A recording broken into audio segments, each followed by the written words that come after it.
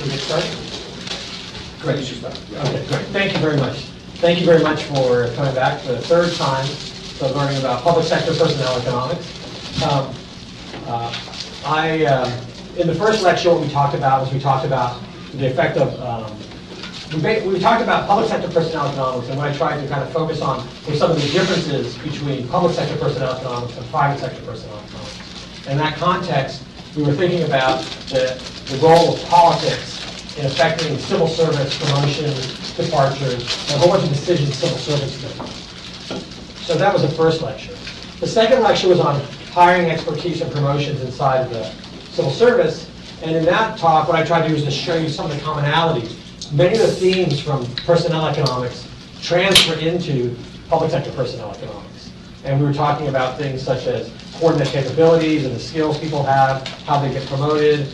We discussed hiring in recession and questions of matching. There were a whole bunch of issues that were related to the standard issues in personnel economics. And what we saw in the end was, in fact, public sector personnel economics results look a little bit like private sector personnel economics. So that was the second lecture. Today we're going to talk about wage gaps.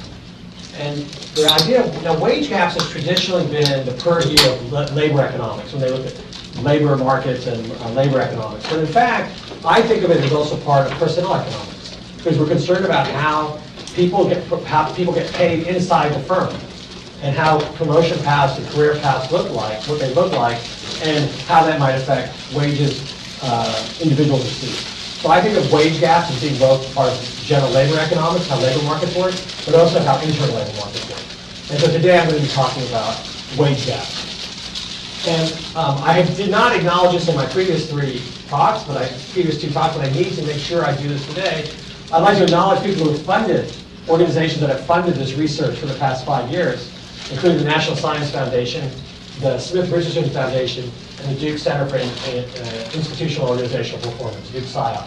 All these organizations have funded these conferences, these papers, this research, the high-performance computing. There's all kinds of things you need to do in order to put a data set this big together and be able to analyze it. And they've helped to fund students and postdocs and all kinds of different research. So they've been very generous.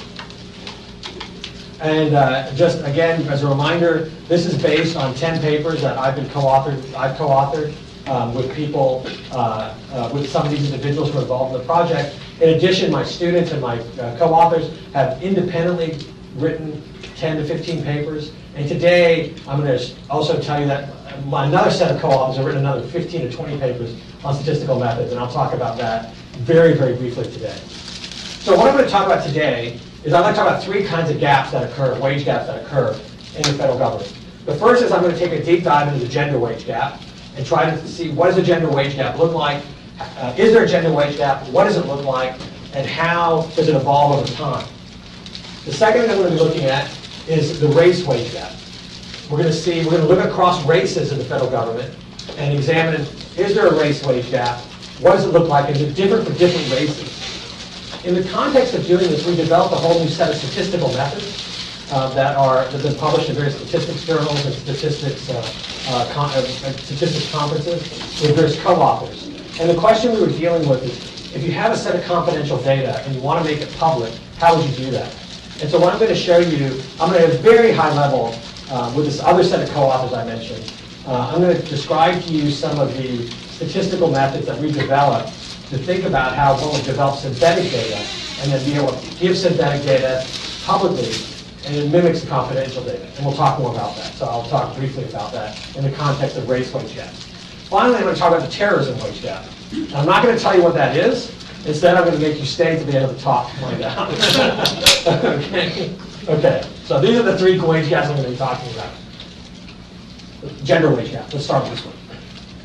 Okay, so if you look at the literature on gender wage gap, and there is a huge literature on the gender wage gap. There is a huge literature on the gender wage gap. What you see is that there are, fundamentally, I've characterized 5 different explanations for the gender wage gap. And this is, again, taking a massive literature and trying to condense it. It doesn't really do justice to it, but I think it's a useful way to proceed. The first is that there are differences in demographic observables, people's education, work experience, age, so on and so forth. So demographic observables. The second is that workforce participation affects the gender wage gap. Women tend to be more part-time, they may be more seasonal. All kinds of employees may be seasonal, maybe interruptions in careers. So there's a whole bunch of things related to, are you participating in the workforce and what is your participation like?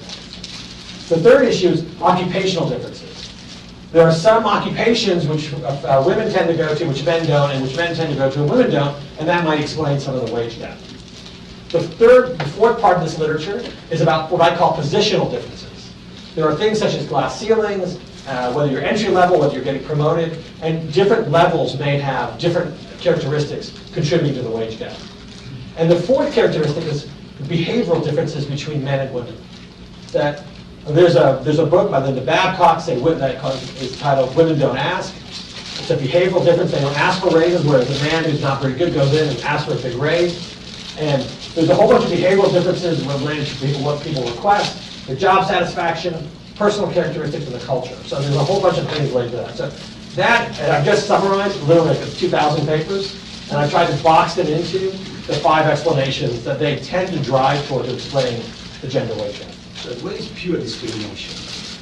Pure discrimination. So that's a good question. So these may lead to discrimination. These are taste-based discrimination.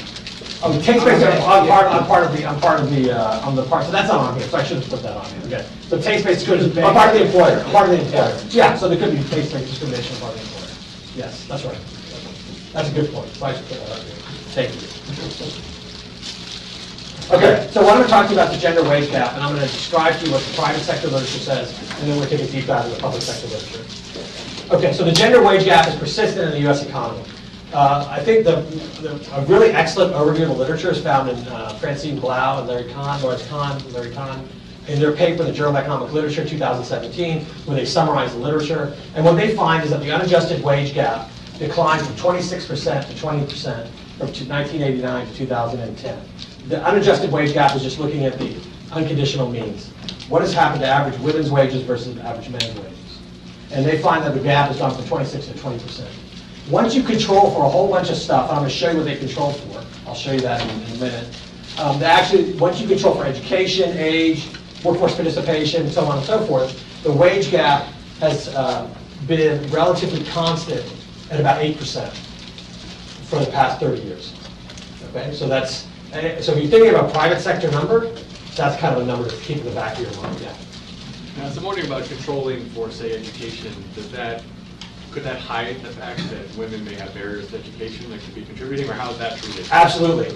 It's just what is the observable in education. There may be societal discriminatory barriers as well, right? But they're not going to try to do that. They're going to say, look, conditional on having these observables, what is the wage gap? Okay. I'm going to show you the regression because we're going to use the regression in our work. And so this is kind of like the canonical regression people use if you kind of read these papers. And we're going to replicate that in the public sector so we get some supporting comparison. So what we're going to find is that the unadjusted wage gap in the federal government has gone from 26%, which is roughly the same as it was in the private sector in 1989, to 10% in 2010. So there's been a bigger drop in the unadjusted wage gap in the public sector, and the fully adjusted wage gap has gone from 6.2% to about 3.7%. And so what we find is that the gender wage gap in the federal government is about 1/2 of what it is in the private sector. I think that's kind of, if you're going to take away kind of a fact, that's a fact you might want to take away, right? Okay.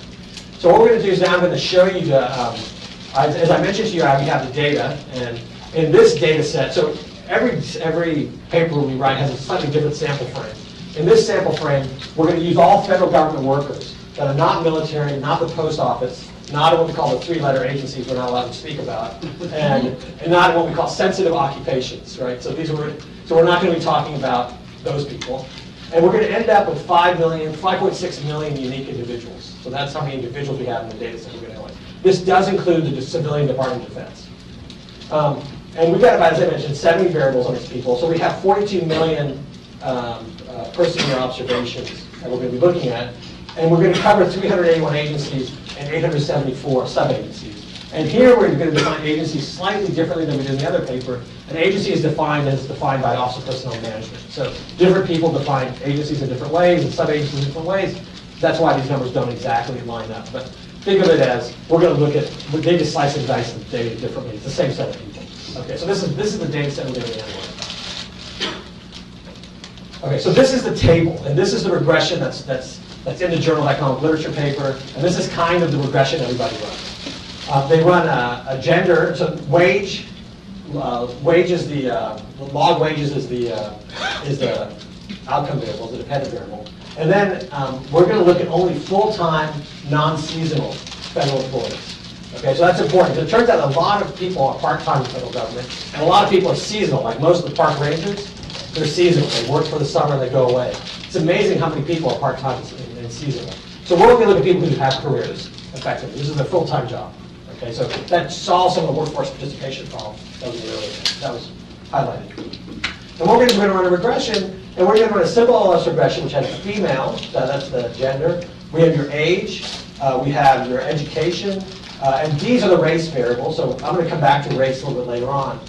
Whether you're Native American, and I'm going to use terms which today are not politically correct, but actually are used by the federal government in the past 30 years. Okay, so this is actually Native American, American Indian. Okay, so I just want to be clear. So if you hear me say terms, it's not because I'm not trying to be politically correct. It's because I'm using the terms that government has used in the past. Because we're going to be tracking race over 30 years, and Asian, Black, Hispanic, whether you're a veteran. And how long you've been in the government, how long you've been in the government school, which is somewhat correlated with your age. It's not surprising. And then we're going to use fixed effects and various regressions. We're going to use year fixed effects, bureau fixed effects, so that's the sub-agency fixed effects. We're going to use occupation fixed effects, and we're going to use occupational category fixed effects in some of these regressions. And then there's various kinds of ways you look at how much of the variance are explained and so forth. I'm going to leave that to a different time to talk about these. The decomposition. Okay, so this is the coefficient, yeah. So is this different across regions? I still use the same federal government. Yes. Can you imagine that the South maybe is more discriminatory than the North? So we haven't done that, but we could do that. We haven't done that. That's actually a good question, because we can geolocate. No, we can't geolocate the civilians in the Department of Defense, but we can throw away the Department of Defense, and we can geolocate everyone in the non-DoD agencies, and we could do this. So we haven't done that yet. So that's a good question. I'm going to show you a bunch of ways we slice the data, but we haven't sliced it that way. But we could. Because especially with the Black, you can see sort of if there's a difference. So there's a difference. That's actually good. And actually, That's with race space. And actually, it might be good also because if you can also track blacks and white wages in Alabama in the private sector and compare those to the public sector. So you can actually see, does the private sector discriminate as much as the public, or not discriminate? Is the wage gap the same in the private sector as it is in the public sector? Or is it bigger or smaller in the way? That's a great idea. So that's another good idea. Someone needs to write this idea, okay? Okay, so this model, you have, on average, for the past 30 years, the wage gap is at 4.6%. That's how to read this. The minus means women are disadvantaged. The coefficient is a percent, effectively a percentage, at 4.6%. This is when you control for occupational fixed effects. Actually, I'm going to, this is when you control for occupational fixed effects. Sometimes there's a literature saying that when you control for occupational fixed effects, you over-identify the econometrics because women don't get into some occupations. And so you then over-identify the econometrics. So you got to take a broader categorization. And so what we're going to do is we do it in Model 4, we have the same regression, but we're going to use occupational categories, so administrators, professionals, the ones I talked about yesterday. And so if you do that kind of characterization, the average wage gap is larger. Okay. So so what I'm going to be talking about now for almost the rest of the talk, I'm not going to show this regression anymore, but this is the regression that's sitting behind what I'm going to talk about. I'm just going to talk about the coefficient. I'm just going to be talking about that coefficient, the 4.6. And we're going to be looking at, when you start slicing and dicing the data, what happens to that coefficient. Okay, so this is average over 30 years. Okay? So the first thing we can do is we can look at it over time. And so this is what this does. This is the, if you run the model, this is the unconditional difference in wages from 1988 to 2011. That's the unconditional. This is the coefficient on the model here. And what it's done, it's gone from effectively 8 to 4%.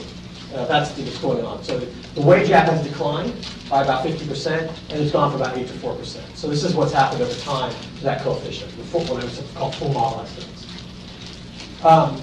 If you care about, so one of the concerns the literature has is, do women make it into the top decile of earners? That is, are they represented in the top earners? Are you measuring a wage gap for lower level employees only? So there's basically glass ceilings. And so what you're seeing is that the top decile of earners, in 1988, women represented 11%. By 2011, they represented 32% in the top decile of earners.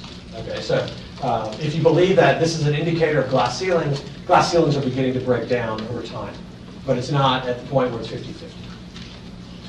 You might be concerned about the quantile trends, the 10th or the 90th percentile trends, and what the estimated wage gap is. And what you see is that the 50th percentile trend is in the middle. In the 90th percentile, women are actually at a bigger disadvantage than in the 50th percentile, in the quantile trends.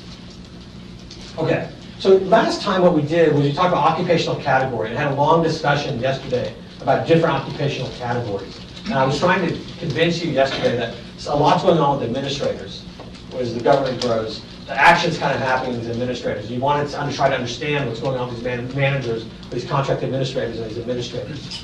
And so what you see here is the red is so this is the men's wages over time, and then this is the coefficient on the wage gap. So anything below the line means that women are at a disadvantage. Anything above the line means women are at an advantage. And what you notice, first of all, is that in clerical jobs, women are at an advantage. Women are actually paid more than men in clerical jobs. But you also know that clerical jobs are declining over time from our yesterday's talk, and those jobs are disappearing over time. Instead, in the growth area of administrators, women's wages are about 10% less. This is the red line. The women's are about 10% less than men. And that's where the growth is happening, and those are the high-paying jobs. In addition, the professional, which is another even a slightly higher-paying job but not quite as high growth, you're seeing that women are probably at a 7 or 8% disadvantage, and that has been constant over time. So you could actually ask the question, does it differ by occupation? So what we've done is we've taken the occupation codes in the federal government look like the SIC codes or NAICS codes. So it's like something very broad is a 1-digit code, something more narrow is a 2-digit code, something very narrow is 3, 4. So they have 4-digit codes for all occupations in the federal government. And what we've done is, I'll tell you what these are in a second. This is a graph which shows you this is the occupation. So occupations 0 through 22 are white-collar jobs. Occupations 25 down to 99 are blue-collar or technical jobs. Okay, so these are white-collar jobs. I'm going to focus on 0 through 22. This is the number of observations that sit in each one of those occupations, and this is the zero coefficient. This would mean that there's no wage gap. Everything to the left means women are at a disadvantage. Everything to the right means women are at an advantage. Okay, so what you see here in all white-collar occupations, except for number 14, and I'll tell you what number 14 is. 14 are librarians. Okay, and all occupations except librarians. Women are at a disadvantage. The bar represents the 95% confidence interval. So that's what we're looking at. These are point estimates with the 95% confidence interval. Number 7, the other area where women are roughly equivalent to men is in veterinary services. That's that's an occupation 7. And in occupation 12, it's copyrights and patents. Anyone who works in copyrights and patents are at a disadvantage. So in all other occupations, women are sitting at a disadvantage. This is about a 15%. I've got to cut the table because it goes to 100. But this is a 15% disadvantage. This is about a 10. This is about a 5% disadvantage, and that's a 0% disadvantage in the wage gap. And so what you're seeing is that in lots of occupations, for example, on number 3 is number 2. Hold on a second. Let me show you. Okay, so let me take you to something which you might care. Number 6, which is pretty big, is going to be health and medical. So women are at a slight disadvantage, but not a huge disadvantage in health and medical. Another one you might think about is interesting is number 5, which is budgeting. So women are about 5% disadvantage. And so you can go through occupations, but what you see is systematically every occupation, except for this one here, which is not different from 0, women are at a wage disadvantage. You have a wage gap. Yeah, Luigi. I'm concerned about measuring stuff like this because there's a huge selection of the women who are in the different professions. So I tell you a story. When I grew up in Italy, my teachers were mostly female and were fantastic. Yes. Why? Because women were highly discriminated Yes. in the rest of the labor force. So the women were going to, they couldn't go into university jobs, so they went into high school jobs. Yes. Okay, so you look at the wage, maybe it's identical, but the quality of the woman in teaching was way superior to men, because the men who were coming to high school were basically losers. But the women were forced there by the discrimination of the labor force. So not only there is selection, but it's different across professions. Good, let's look at that. Next slide. Great comment, excellent comment, Luigi. So next comment. So you can look at, are there gendered occupations? Okay, so what you're talking about is gendered occupations, right? In essence, what you're saying is that women are overrepresented in some occupations, men are overrepresented in some occupations, and that may be, something may be going on there, right? So we look at what I would call gendered occupations, okay? So here we define a male occupation as an occupation which has 75% or more male. We could choose any color, but this is just 75%. In your example, you might choose 95%. No, but this is slightly different. This is basically between truck drivers and nurses. Yes. That's what you're saying. Yes. I am saying no about the selection between private sector and public sector. So imagine that in the private sector is very discriminatory of women, Yes. and the public sector a little bit less. Yes. Then all the best women will go into the public sector. As a result, the average woman in the public sector is much better than the average man. So you compare just gender, but you're not adjusting really for quality. Okay, so you need to have a way to measure the unobservable characteristics, right? So you're saying women are better quality. I'm controlling for age, I'm controlling for education, I'm controlling for all the observables. To some extent, the discrimination in the local labor market. So Yeah. maybe geography can help you here. So Okay. if you compare sort of Boston with some place in the south, then maybe that you see a different gap because of that. So yeah, so you're saying measure discrimination in the private sector markets, local private sector markets, and compare that to the public sector attainment of women and the wages. Because the public sector finds it more difficult to openly discriminate. Not saying there's no discrimination, but it's sort of an employer can say, I don't hire women, basically, but de facto, but the public sector cannot. Well, so that's one of the stories I think that's true, right? The public sector has a lot more due process. They were early to break down barriers to discrimination and to segregation. The public sector has a lot of different kinds of characteristics that private sector doesn't have. And because of that, you could say it attracts higher quality women, or you could say it attracts the same quality women, but they perform better than they would in the private sector because there's not barriers to mobility and barriers to promotion and barriers to all kinds of different things, right? So you got two different stories going here. One is that women are of higher quality because of the public sector, and the second is that women are the same quality, but they have higher mobility than the private sector because of things going on in the private sector. So I think those are both potentially true stories. I think it's hard to tease those out, but I think looking at discrimination, in race it may be easier, and with respect to women it may be harder. Right. These are the gendered occupations. So if you just want to know what female, these are the highest positions that women are in. This is the highest, the top 10 were women. And tax examiners, that was interesting to me. Accounting technicians, that was also interesting. These are where men are: air traffic controllers, criminal investigation, lots of different kinds of engineering, correctional officers. This is primarily men, and these are some of the highest neutral characteristics. If you look at the wage gap in these predominantly female versus predominantly male, if it's predominantly female, you get higher wages for women. If it's predominantly male, you get higher wages for men. What's interesting is the neutral have the lowest, biggest gap.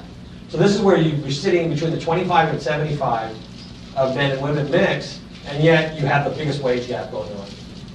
That was a result. And I'm not going to try to explain these. I think there's some explanations. You can run some experiments to try to find this. STEM occupations, this is the wage gap in STEM occupations, science, technology, engineering, math. And you see that the wage gap is about, again, half or maybe slightly less than half of what it is in the private sector. I'm going to switch that one. You can also look at agencies and say which agencies have the biggest wage gap.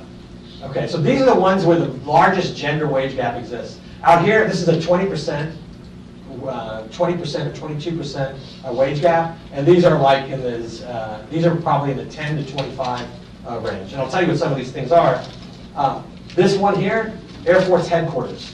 Okay, anything that says AF is the Air Force. Okay, so this has been, on average, women have much lower wages in the Air Force than men. Much lower. The Air Force is not a great place if you want to be a high-paid woman. This is the agricultural farm, AGFA is our agricultural farm service. This is TD13. TD13 is in Department of Transportation. It's the maritime service. So what we've done is we've looked at all these agencies and we've tried to kind of think about where is the biggest wage gap. And what you're seeing is that a lot of them sit in the military. The Army is anything with AR is Army.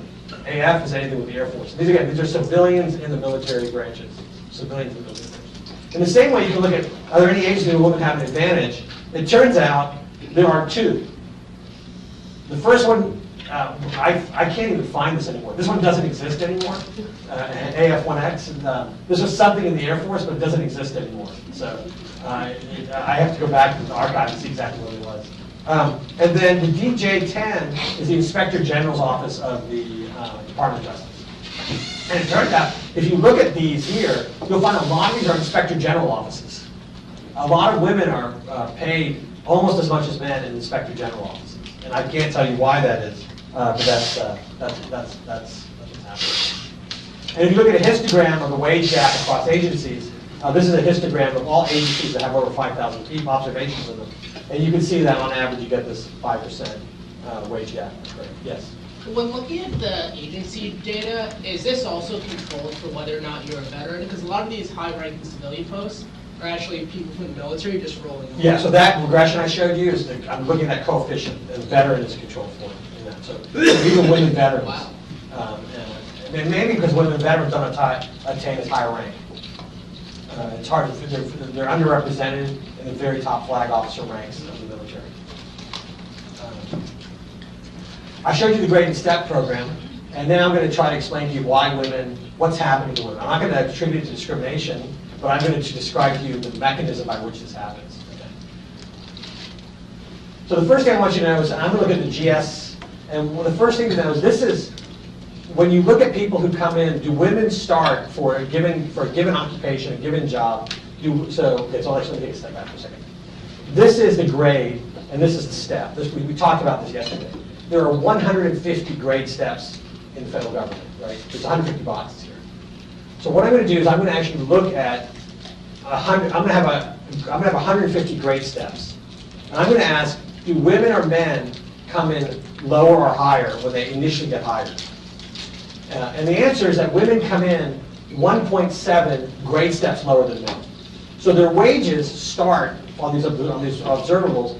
Their wages start 1.7 grade steps lower. Okay, so they start with a small wage gap. They actually get promoted at about the same frequency as men, but the magnitude of the promotion is 2/10 smaller, 2/10 of a grade step smaller. Over the course of your career, you will probably get promoted 30 grade steps, right? Over the course of your career, and every grade step, a woman is promoted 2/10 less than a man, which means in the end you're going to end up 3 or 4 grade steps lower over your career, which means the wage gap is going to increase. It starts and then it should increase over time as your career. So what's happening is the wage gap is happening not by, oh, it's happening in like, oh wow, the wage gap is really big at this point. It's like death by 1,000 cuts, right? It's 2/10 of a grade step. It's really hard to detect. And it happens over and over and over and over and over again. And so what you see is you see this graph. These are cohort analyses. This is cohort analysis. And what you see is that the women start, so this is a cohort that starts in 1995. The women start slightly lower, and then over their career, they get this 2/10 of a grade step every time, lower salary increase. And what that does, that causes the coefficient to rise over time. So what we're seeing is these are all the cohorts. Every line is a cohort. This is the 1989 cohort, the 1990, 1991, 92, 93, 94, 95. And each line is a cohort. So this is a cohort analysis examining what's happening to the gender wage gap over time. And what you're seeing is that it rises over time. And this is the mechanism. And I think it's important to recognize this mechanism because it's very hard to see this unless you have a ton of data, because the effects are really small. You have to be able to slice and dice the data really, really finely. So you need millions of observations. And this is why I don't think this has ever been documented in this kind of way before. Luigi, tell me. Do we know if they have kids or not? Excellent question, Luigi. Next slide. So we are. So this is not in the paper. We actually, this is the question. Right? Do they have kids? I like the way you think. So the question is, do they have kids? Okay. So the federal government does not require you to declare whether you have children or not. Okay. And in fact, when you take leave, it does not require you to specify a reason to take leave. Okay. But what we can observe is whether you take leave or not. And we can also observe. So we're going to basically slice this data into some cohort analysis into 8 boxes. We're going to look at men and women. We're going to look at young and old. And we're going to look at taking leave and not taking leave. So we're going to compare. So we're going to have 8 boxes. And what I'm going to show you is I'm going to show you a cohort analysis for these 8 different groups. Does that make sense, what I'm about to do here? All right, so this is probably too crowded of a graph because we're still kind of working on it a little bit. But there'll be a lot of lines, but I'm going to try and walk you through what it looks like, okay? And this is this graph. Okay, so this line here is old men who don't take leave. So what is an old man? I should say older man. It's anyone who's, and you're old if you're 40 or older, okay? You're 40 or older, okay? And you're young if you're younger than 40. And we chose this cutoff because we were thinking about childbearing ages, right? We were trying to get kind of roughly the first approximation childbearing ages. So we're trying to split the women into childbearing and non-childbearing roughly age and the men. So we chose 40. Okay, so 40 is the difference between a younger woman, a younger man, and an older. So YF is a young female, YM is a young male, O is an older male, OF is an older female. Okay, so that's what O is your age, and Y is your age, MF is your gender, and then we look at whether you've taken a leave, whether you take a leave or not. And then what we do, when you take a leave, we say, what happens to you? What happens to your wage gap? Okay. So this is old men who don't take a leave. So let's look at this dotted line here. This green dotted line is young men who don't take a leave. That's young men who take no leave. And what you see is that their wage gap is actually, relative to old men, is about 3%. And then over time, they become old men, right? So it converges. This is exactly what you'd expect. Okay. So this is good, right? So this is a 20-year period. So they literally do become the other group almost, right? Okay. So that gives you confidence that we've actually run these regressions correctly, right? Young men become old men who don't take leave. Okay. So now let's look at other stuff here. Okay. So here's young females who don't take leave. This dotted line here. And you can compare it to young men who don't take leave. So this is the wage gap, and the wage gap decreases over time, just as we expected. You can also look at older women who don't take leave. That's the older females who no leave. Older females, this one here. So this is older females, and they actually look very similar to the younger females. But what's happening is that they have a persistent. They also have kind of a similar wage gap. But now let's look at people who take leave. So this is the kids, right? You want to know what's happening to kids, right? We can't say these are kids, but we can say, let's just see what happens if young men take leave and young women take leave. Is it different? Okay, so what we have here is a young man who takes leave is a solid line. The young man takes a hit in the wages in the year they take leave, but then they recover almost entirely over their career. This is a young man who's decided to take leave. A young woman who's taken leave, a young female who takes leave is a solid dark. They actually continue to have wage decline. So you can compare the solid green line to the solid black line and see that if you believe it's kids, you could, and actually I think one of the best papers on kids and the gender wage gap is written by Jana Gallen over here at the Harris School. She's got this fabulous paper looking at the Danish data on this. And what you see is that women's decline, but men's recover. We don't know if this is children, but it's children is probably in there somewhere if you decide to take a leave. Okay, so what we found to be interesting is that these young men who are taking leave recover, and the young women don't recover. You can also look at older women who take leave, old females and old males who take leave. That's older males here is a dotted green line. And you see basically they take a wage hit and then they recover. And then the older females who take leave is this dot, is this line. They look like the young females who take leave. So there is a gap. There is a gap, and it could be due to children, right? It could be due to children. This is from the 1989 cohort. I'm gonna kind of summarize. We do it for the 1999 cohort, and we do it for the 2007 cohort. And the story that when you start looking at these cohorts and you start putting them together is that the effect on women gets smaller. Women taking leave gets smaller and smaller as the cohort gets newer and newer. So this big disadvantaged women, the 1989 cohort experience, is much smaller for the 2007 cohort. It's smaller for the 1999 cohort, it's smaller for the 2007 cohort. So this leave differential that was big in the 1989 cohort is much smaller now. And so you could think things are getting better, right? Things are getting better. That's one interpretation. Yes, go ahead. No. There are these statistics on allocation of time. How much time do you spend taking care of the kids? And Yes. Women generally spend much more. Yes. But this gap has shrunk over time. Yes. And there might even be some cross-sectional variation. So the question is to what extent the penalty is associated with that. Because you can have penalty in two ways. One is you're missing 3 months of work, and so your experience is lower because you missed 3 months Yes. of work. That doesn't also to be the case here, because when a man means 3 months of work, it doesn't happen. Right. The second is, once you have kids, you are more distracted by your chores. And this is, the differential has gone down over time. Yes. Because in the family that has gone down.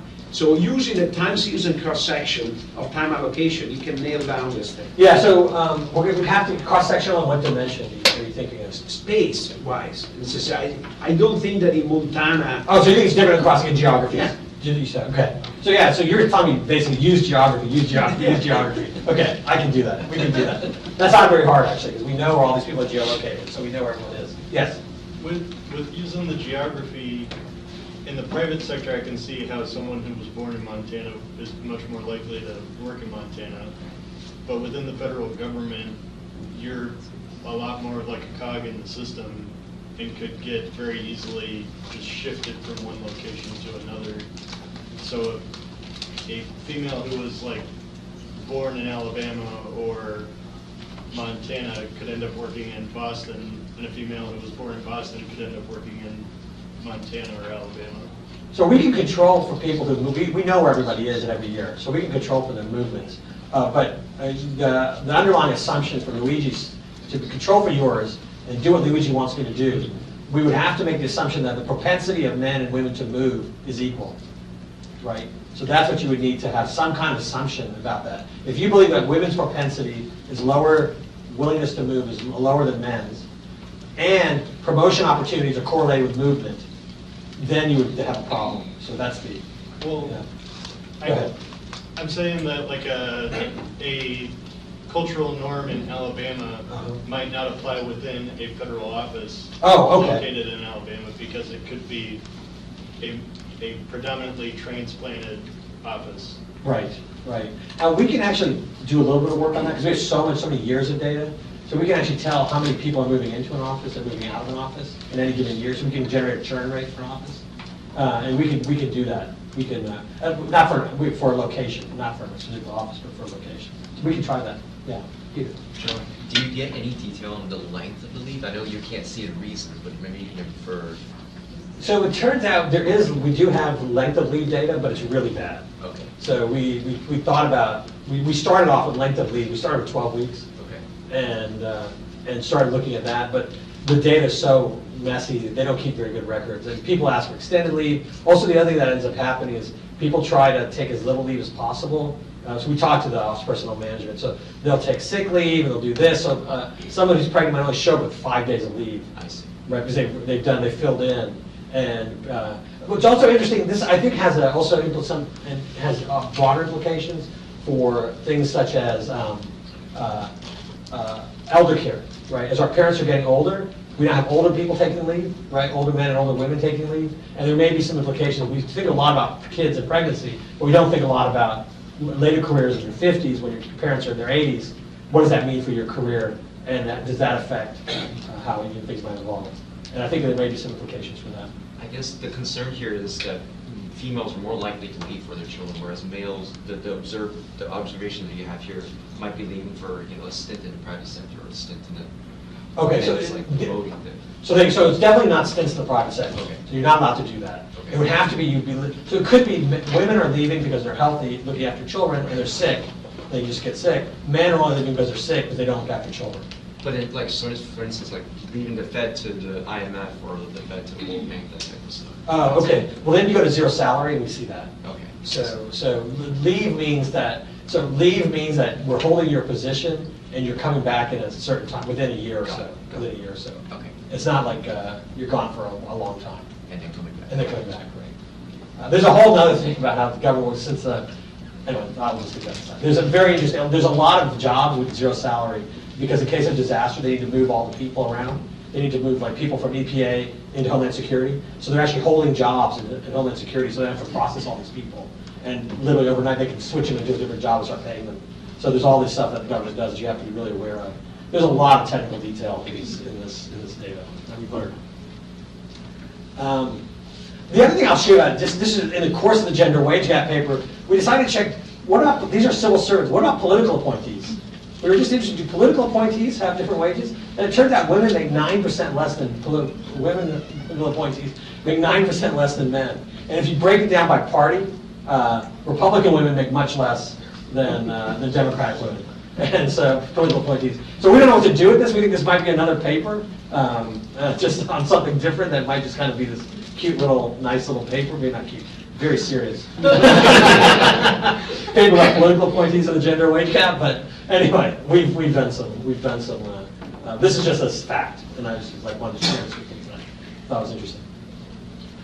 Gender wage gap. Took a deep dive. Let me take a very shallow dive into race, and then I'll talk about terrorism. Race wage gap. So in the race wage gap, I'll show you one graph. I'll show you one statistical result, and then I'll show you two statistical results, and I'll tell you one thing. Okay.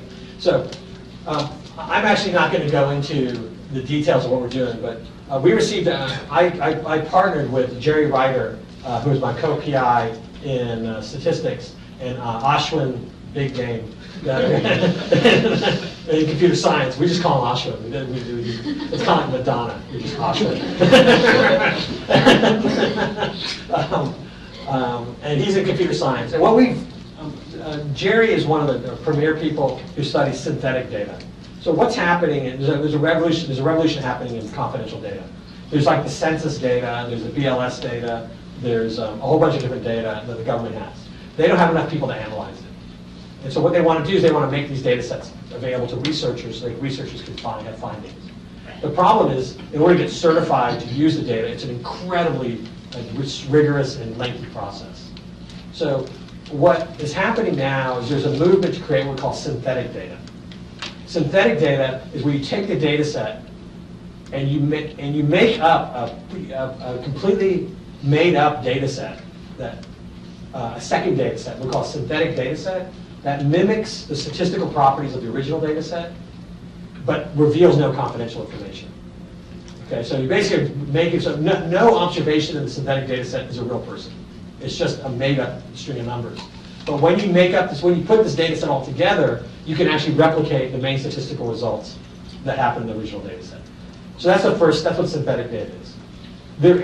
When you design this data set, there are ways to try to, if you were really evil, to try to extract what's going on in the original data set. And so computer scientists, like Ashwin, have developed what they call Epsilon privacy measures, which basically says every time the data set is used, how much privacy is potentially lost by someone who's evil. How much closer do they get to getting to the original data? That's the Epsilon privacy. And so what we've been doing at Duke is we've actually synthesized the entire data set I have here, all 40 million observations, 28 million observations. And we have been developing systems to develop a synthetic data set, make that synthetic data set available to researchers, And then what happens is we develop a verification server where you write R code, or we're doing only R right now. You write R code. We run the R code on the confidential data. We run the R code on the synthetic data. We provide you with the synthetic data results. And then we give you a bunch of comparative statistics to tell you how your synthetic results compare to the real data. And then if you want to, that's called the verification server. And then if you want to, you can then apply through this rigorous process to try to get the original data if you don't like. The whole idea is to try to get people to analyze data and try to make this a system that will be useful for using confidential data. So that's basically what the project is about. So we've been doing this with the OPM data, and we did it with race analysis. So what we did was we measured race. So I'm not going to describe to you this whole system we developed, but this is what the National Science Foundation is. And the census is now moving to making many of the data sets a synthetic data set. And so you're going to see over the next 5 years synthetic data sets coming out of the census. Okay, so that's basically what this talks about. And we were developing verification servers to make it even more automated, so you don't have to, so you can actually do statistical comparisons. Okay, so that's the statistical methods we've been developing over the past few years. I'm going to skip this, and I'm just going to show you this picture here. And I'm only going to talk about this column here. This is the confidential data. This is the original data. That was the synthetic data results, and these are measures of validity, so I'm going to skip that. But I'm going to talk about the race wage gap for men and for women across different races in the federal government. Okay? And what we've done here is what you see is that American Indians and Native Americans have a 2.7% wage gap. That's that coefficient. Okay, we're measuring that same coefficient. 2.7%. Asians are actually minus 1%, which came as a surprise to me because in the private sector, in many fields, Asians actually have a wage premium, but in the government, they actually have a wage gap, a negative wage gap. And this is for females. And then you can go through and you can see that for women, for black women, there's almost no wage gap. It's tiny. It's 0.3%. So it's 99.7% versus 100%. It's almost zero is the wage gap for women, for black women in the federal government.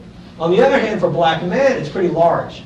It's 3.6%, relatively large. It's 3.6%. And so you can go through these races and see that men are sitting with wage gaps here in the 2 to 4 range, whereas the women are sitting with wage gaps which are smaller in the 0 to 2 range. And so you're seeing that there's actually differences in the wage gap across races, across gender. So what we did then was this was a big project. We then looked at trends in the wage gap over time. And I'm going to show you that. This is the last slide I'm going to show you. I'm going to show you this. This is for males. So if you look at Native American males, this is what's happened to the wage gap. This is about this number. It's hard to read from the back of the room, but the hash lines on the left side are minus 2%, minus 4%, and minus 6%. So what you see for American Indians, it's actually changed from minus 4 to slightly positive to wage premium for American Indians and Native Americans. And the width of the line is the standard errors. There's not a lot in the government, and so there's actually a lot of error here. For Asian males, even though there's a wage gap, they've been closing the wage gap. For black males, there's been no change. Black males have been at a disadvantage, and that disadvantage has been relatively constant over time. And for Hispanic males, it's increasing. So the only person who's continuing to persist in the race wage gap are black males. In every other sector, in every other race male race category, they're approaching white white male wages. For women, what you see is, again, you have to be careful when you look at the Native Americans just because there's so few of them. So it's really noisy. But this is what's happening on the right side. This is the confidential data. This is what's happening with the women rising, Asian women rising, and Hispanic females, they declined and went back up. But with black females, it's actually declining. So even though on average, over the whole time period, they're equal, it's actually they're losing ground. So females are losing ground over time. So we thought these were kind of interesting results.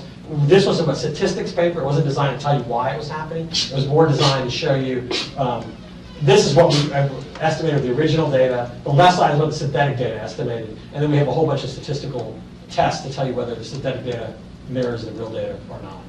But I just wanted to show you this. Okay. Terrorism wage gap. So I promise you this. Okay, so let me tell you about the terrorism wage gap. This is a paper we're working on now, so any comments you have are extremely welcome. Okay. And I've just called this a terrorism wage gap. Maybe it's a better name for it. Okay, but so it turns out what we've done is we've taken the global terrorism database and we've merged it into our database.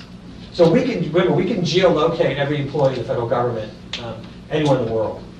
We can also geolocate the Maryland database, the global terrorism database allows you to geolocate every terrorist attack in the world.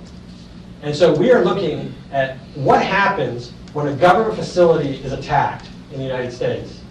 What happens to the people's wages 5 years later? Okay, so that's what we're looking at. Does that make sense? So we find that and we're going to look at it on the county level. So we see where a terrorist attack occurs at the county level, and then we see what happened. We then track those people 5 years out and say what's happened to their wages. Okay, and we're going to compare them to people who weren't attacked. Okay, with those similar characteristics. Okay, so what happens to wages after a terrorist attack on a government facility? It's highly preliminary. This is for the camera. Oh, it's in it. My mom's watching. This is work in progress. All results are preliminary and subject to change. As I always want to sit on the slide for 1 second so everyone on the camera can see that. And they're also subject to deletion. This may be just totally wrong, right? So, okay. So this is the number of terrorist attacks. There aren't a lot, and so we're actually right now we're doing some we're trying to propensity score. Yes. What defines a terrorist attack? So they define a terrorist attack. The global terrorism database. It's in the paper, but it's basically an attack which is done for political reasons, and designed to create fear and they have a definition of it, what a terrorist attack is. They define it all over the world. It's kind of the main database for how we define a terrorist attack. Right. So, yes. Are we comparing the government employees or like general public when we are saying what happens after terrorism? Well, we'll look at the government employees. We want to know what happens to government employees. I don't know what the other people are doing. Yeah. Good question. So this is domestic terrorist attacks in the United States, where our plan is to do a propensity score. So we're going to compare cities, common cities like Cleveland versus Cincinnati. We're also going to be doing things such as doing, since we have geolocated everyone around the globe, we can do global terrorist attacks as well, because we know where all federal employees are, even when they're not here, or they're in other countries. Okay, so if you do a simple differences and differences, this is I think is the, and you say, okay, so differences between attacked and non-attacked individuals, what happens 5 years out? What you're seeing is that so this is a smooth plot of the gap in 5-year differences in log pay between attacked and non-attacked employees. So these are people who were attacked in 1989, and we're looking at their wages 5 years out. So that's why it goes from 1989 to 2005. And what you're seeing is that over time, their wages have risen. Okay, so that means so if you're above the line, so anyone who was attacked in 1993 or so or afterwards is actually getting a wage premium. These are the standard error bars on these. This is on the unconditional means. On the unconditional means. And what you're seeing is that people who were attacked after 1993 are getting a wage premium. There's a pretty big standard error in the unconditional means. Okay, so that's what this tells you. So what we're going to do is we're going to do an OLS regression, and we're going to control for a bunch of things and see what happens to wages 5 years out. And the next thing we're going to do is we're going to actually worry that a terrorist attack might happen in counties where the wages are higher, right? And so that actually may be, the terrorists may be attracted to certain places where wages are high. And so we're going to be concerned about that. So what we're going to do is we're going to try to instrument that. And we're going to be doing, we're going to be looking at what we call basic pay. So basic pay for a given level, there's no wage adjustment for the locality. So the way the government structures its wages is it gives everyone, if you're an engineer, you get the same wage across the whole country. And then if you're in a given location, if you're in San Francisco, you get a big bump. But if you're sitting in Mississippi, you don't. And so we're taking that part of the wage out. We're only looking at the basic pay wage. So basic pay, so population is correlated with location, but it's not going to be correlated with the wage itself, right? Because the wages are constant across the country. And we're going to do a bunch of 2-stage and 3-stage squares.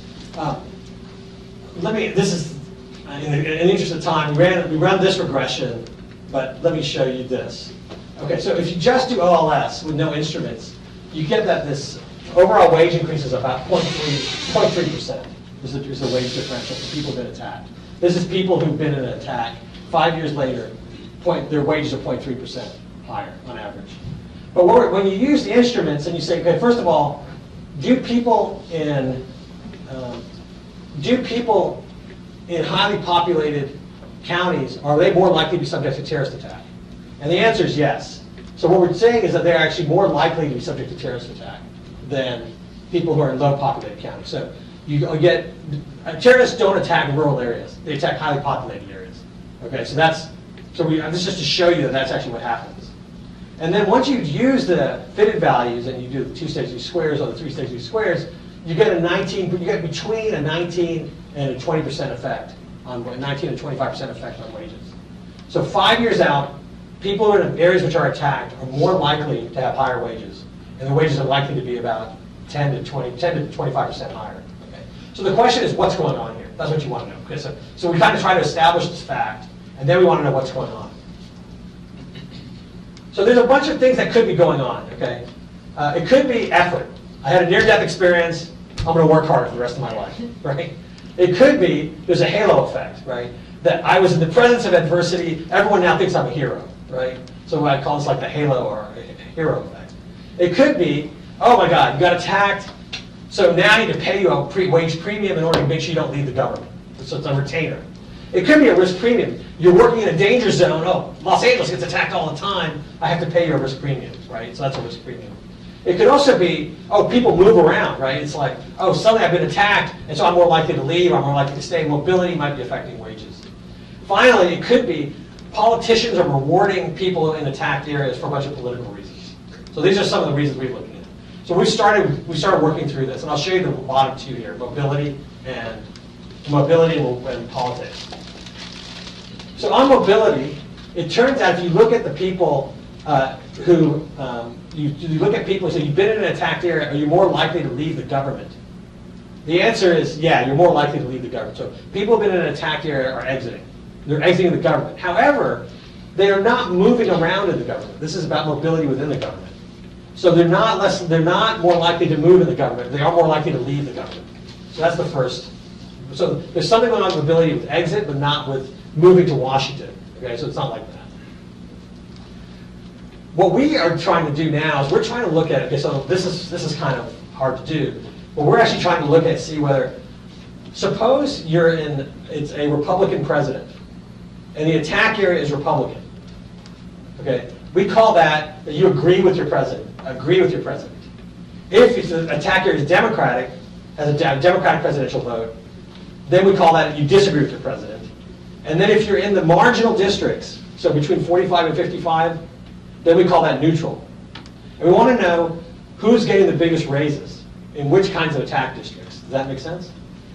So it turns out, if you look at this regression, and I'm running out of time, so I'm just going to tell you, it turns out that people in the marginal districts are getting the biggest raises relative to people in the agree versus disagree districts. So that means that the people in the 45-55 districts, if an attack occurs in a 45-55 district, those guys get a higher raise than those people who are sitting in the districts which are highly Republican or highly Democrat. And so we think this is kind of interesting, and we're kind of exploring this fact. So that's where we are so far in this paper. So we're trying to establish two things: wages are rising, and if they're rising, how can we explain some of this, right? The omitted category here is the disagree. So the neutral is the highest. This is disagree is 0, and agree is minus 7. So, okay. All right. So I went kind of fast. I've got a lot of good ideas from Luigi about what I should do. From all of you about these gaps, about the wage gaps. Generally, since this is the last lecture, I just want to say a couple things. One is public sector personnel economics is really interesting, and I think it's an under-researched area. Lots of people come in. There's a ton of data now available, and with a lot of high-performance computing and a lot of big data, you can actually begin to put these large data sets together. Whether it's on contracts, whether it's on terrorism, whether it's on LinkedIn, you can start merging all this stuff and answering just a whole set of questions which we couldn't answer before. we couldn't answer 5 years ago. When I started this project, there was nothing, you couldn't answer most of these questions. And now, there's a whole bunch of things you can now do. And I think it provides a great area for research and a much better area, because if we really want to get a high-performing government, I think we really have to have really good personnel economics policies inside the government. So if you care about personnel economics, or if you just care about good government, it seems to me understanding how the personnel system works and how to improve it will be a great contribution. Thank you very much for having me.